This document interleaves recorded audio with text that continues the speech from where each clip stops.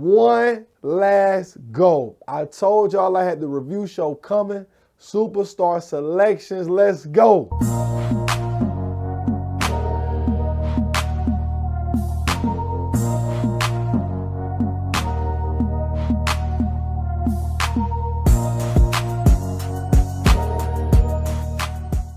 All right, guys, the time has come, and I've tallied up all the wins, all the losses, and that random tie between Detroit and Pittsburgh. Over the course of the superstar selections, I have accumulated a record of 169, 102, and 1, which gives me a winning percentage of about 62. Now, when I set out and started this show, I had a lofty goal of 70%. I got 70% from a couple computer algorithms that I refer to when I do some of my research, and the computer normally would generate a 70% win percentage. So me, personally, that was my goal, to rival that of an algorithm. However, this is my first season, and this will definitely serve as motivation to get better going forward. We got to calculate and add up the postseason. Over the course of the playoffs, I had a record of 10-3, which results in a 76.92% winning percentage. When the stakes were higher, I got you even more W's. Wake up, wake up, wake up. You talking to a winner.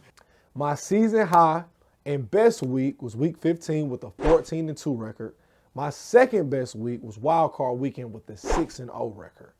After a wild year and a roller coaster ride, attempting to see if Sean McVay and Matthew Stafford will bring the W's full circle, they indeed, in the end, pulled it off and won the Super Bowl. I was 1-0 Super Bowl week. And in the end, give me Sean McVay with 2 weeks, Matthew Stafford, Cooper Kupp, Odell Beckham Jr., Jalen Ramsey, and none other than Aaron Donald to be the Super Bowl champs. And they hit Stafford. Caught on the run. Kupp. Who else? Pass. Kupp. Got it. Touchdown. My season low or worst week of the NFL was week 9, where I posted a 5-9 record. And my second worst week was the following week, where I posted a 5-8-1 record. Come on, man. What are we doing, man? What are we doing?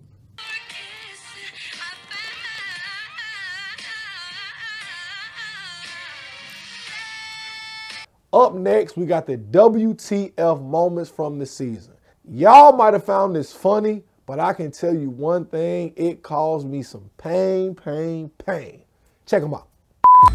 I realized that he was 6-7. He had a losing record, something that I have not managed to do since I've been recording the superstar selections. Another W for a big offensive game for the Cowboys.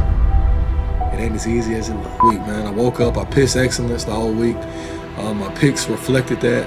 Ultimately, with the Texans, gotta put my win by a lot of points.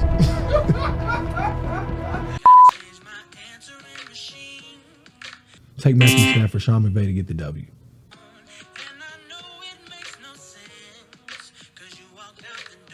I've been getting heckled and harassed online by @GetUpCraig. Please, send help. But this week, I'm definitely taking the New Orleans Saints to upset. 5 losses? I mean, what am I even doing anymore?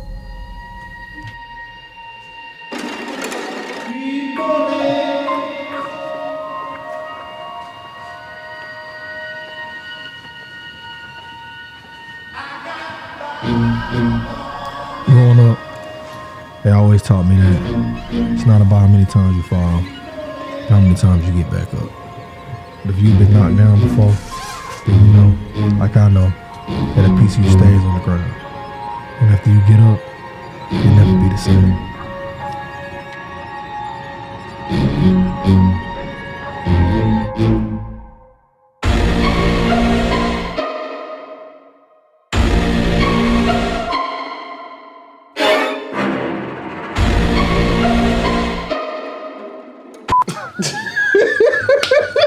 And the Brownies. Aaron is back in the fold. Take the Packers. They're take Miami. Take the Titans, take Buffalo to get it done. But Cam Newton and Carr to get it done. Big time upset. Take Seattle for the upset. That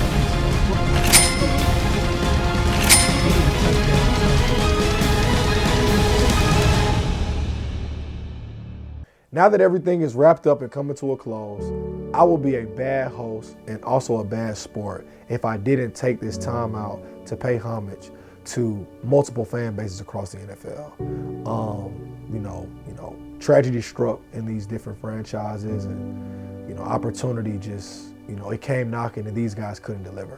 So I just want to take this time to own up to some of the things that you had to endure while partaking in the superstar selections. I would like to say how sorry I am to the Atlanta Falcons and their fan base. I know and I support multiple Falcons fans, and I know that every year you guys plan on winning the Super Bowl, and you came up just short of that this year. And I want to just take time out to let you know that next year will be here before you know. Next, I would like to take time out to give send a special thoughtful message for Cowboys Nation, and let you guys know that although you had the #1 offense in the NFL, you guys won 12 games. You had a DB that led the league in interceptions, and you also featured the Defensive Player of the Year, that you did not win a playoff game, and you are another year removed from a championship. But I'm here to tell you to just keep fighting and keep moving forward, because similar to Atlanta Falcons, I'm pretty sure you guys feel like next year you'll win the Super Bowl. And last, and certainly not least, man, I'm not one for kicking anybody when they're down. That's not really my style, but I think that I would be a spoiled sport if I didn't give a shout out to my friend at Get Up Craig, who is a extremely big Tennessee Titans fan. This was supposed to be the year. It was supposed to be the year. But yet, you guys couldn't win a playoff game. But next year is another year. And similar to Dallas Cowboys fans and Atlanta Falcons fans, I'm certain that, you'll probably be going to the Super Bowl next year. And we shall see. So one thing that was really eye-opening about the show is that a lot of people would comment and hit me up and say that they aren't as involved with the outcomes of the games as much as they are with tuning in on Sundays just to see the show, to see who I may predict, but also if I had a crazy skit lined up.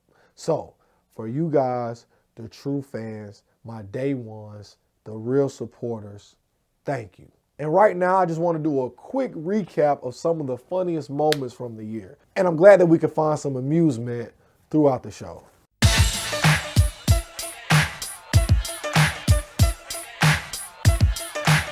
Yeah, man. Hey, look. Okay. Look, you tried to tell me about them birds. Okay, but I had my little jets.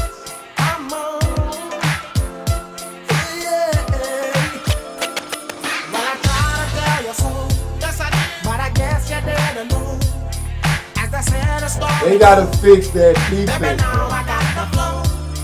Cause I know it from the start. Baby, when you broke my heart, that I had to come again and show you that I'd win. Your love. And then the Dallas New Orleans game. For me, it was a little easier. They said Taysom Hill was starting, and I kept telling my friends, man, he doesn't throw the ball that well. So look out for the turnovers. Then first thing you know, turnover. Then another one. Then another one. Then I think he had another one. I want to say he had like 4 turnovers, man. It's one of my easier picks for the week. Can you believe that? And I'm sitting here and I say the Detroit Lions are not going to go over.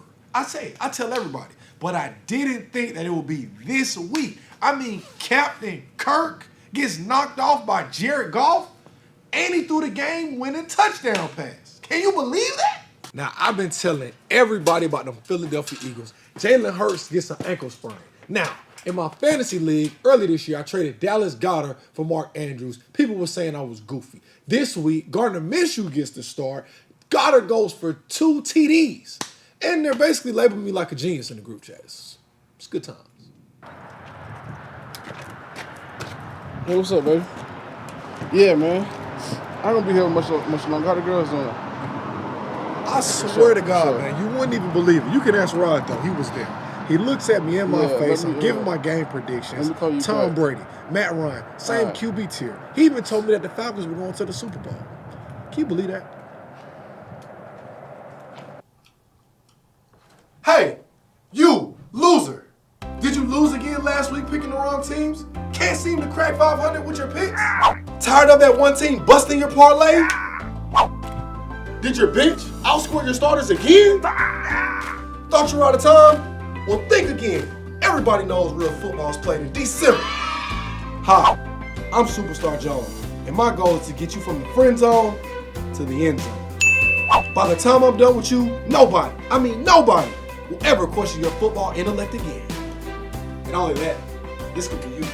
For 4 simple, smooth, inexpensive, cheap payments of $99.99, you can be superstars. Be sure to visit www.tripower3r.com for the full packages of Superstar selections.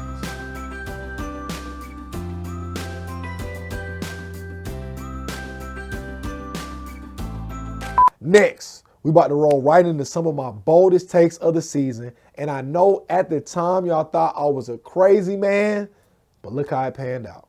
Game number 16 on the slate. One of the greatest matchups of the weekend because win and end. And I want to go on the record and say that I feel like the Chargers are not only the better team, but definitely have the better coaching staff.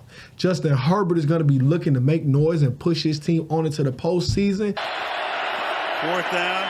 Herbert fires, caught. Herbert fires, caught. Herbert firing, and it is going to be caught in the end zone. Out of this, Herbert fires. It is Williams. Williams again. But not so fast. Jacobs. Well, he's going to get tackled with the 30. Whereas if you take a knee, the game's over and you're in the playoffs. Who could have ever dreamed of this scenario? 3rd and 4. Now what? Chargers take a timeout. What?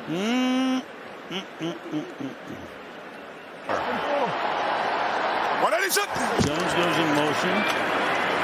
Jacobs. And he's going to take it to the 29, and now they're going to be set up for a field goal attempt by Carlson. And Raiders in. I got to put my money on DC to get the upset and stamp his ticket to the postseason.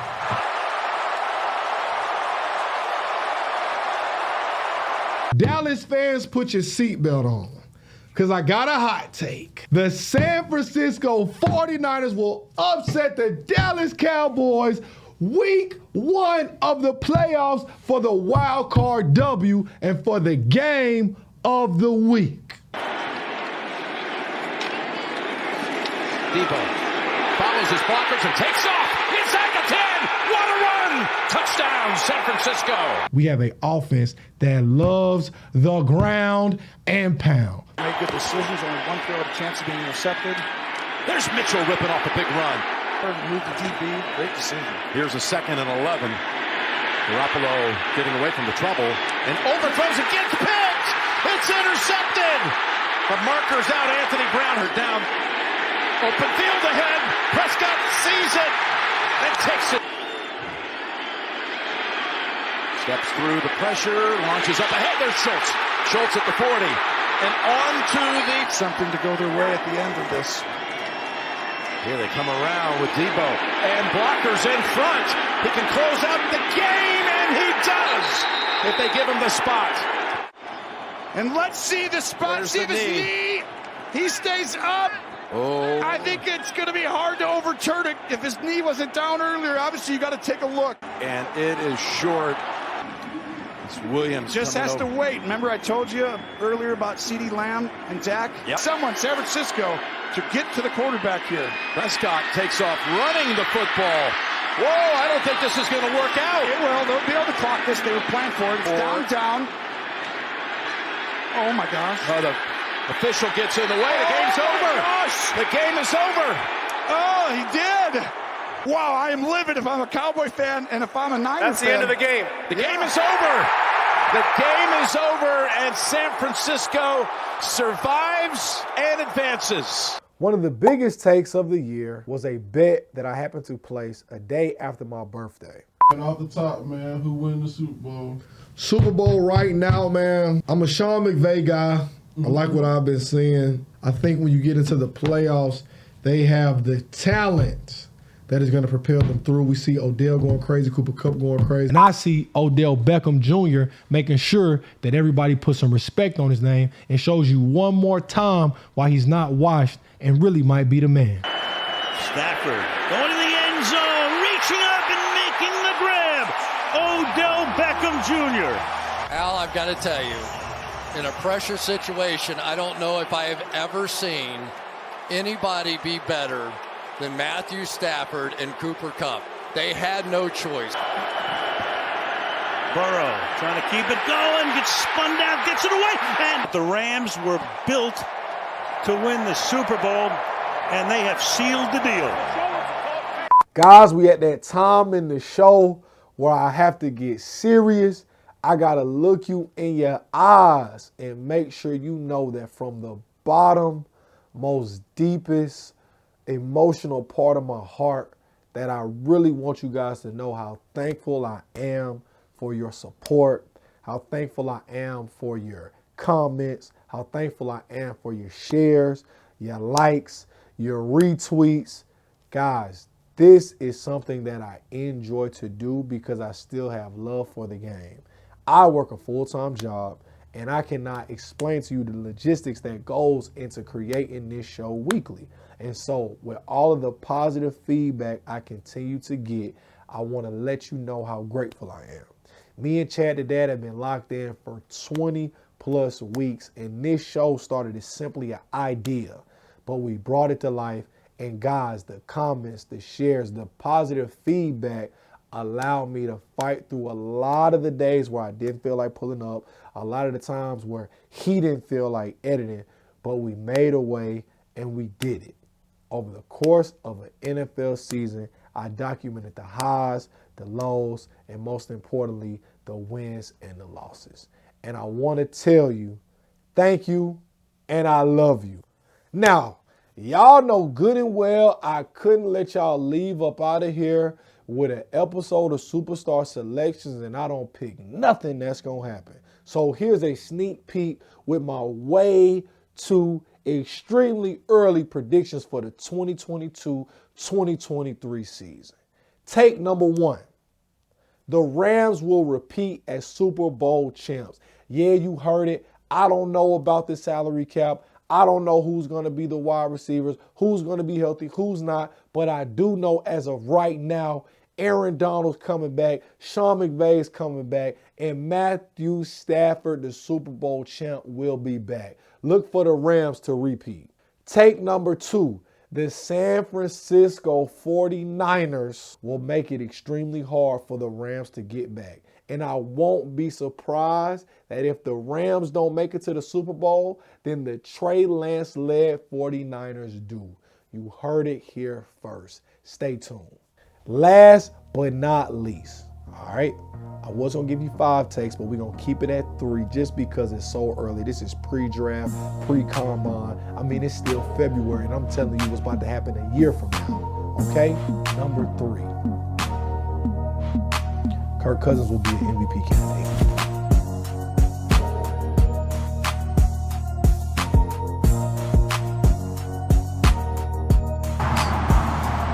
That's my take. Can you believe that? Hello, can I speak to P? Yeah, you know what that's for, all right? I'm gonna have this shit for you. And I'm like this. Oh yeah. So look,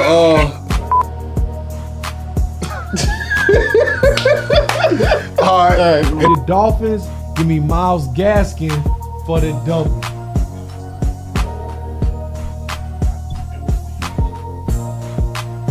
So should I do it all over again?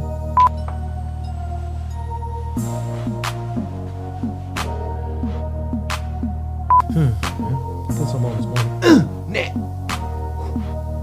All right. Okay. Game number 4 on the slate. We got the Jacksonville Jaguars squaring off against the Tennessee Titans. And the Tennessee Titans are looking to avoid their 3rd loss in a row. Rumor has it that they lost their bye week last week. Now